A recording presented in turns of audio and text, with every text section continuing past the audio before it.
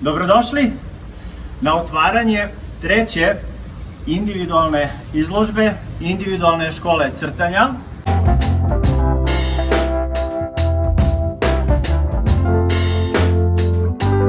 That is Alex, and she got an excellent result on exam, and that deserves one applause, please.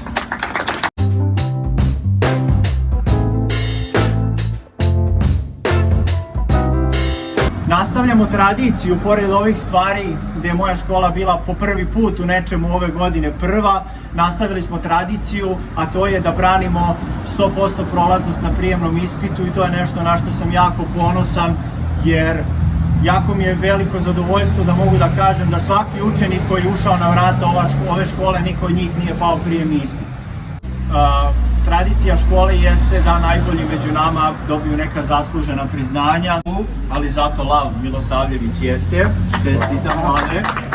Po prvi put ove godine imam tu čast da uručim i mentorsko svedočanstvo, sasvim zasluženo, gospođi Slađani Stojković. Čestitam. Nemanja, čestitam.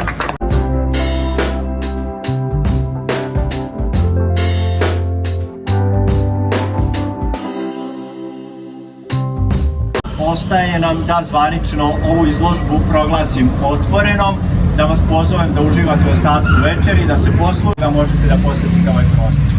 Hvala vam još jednom.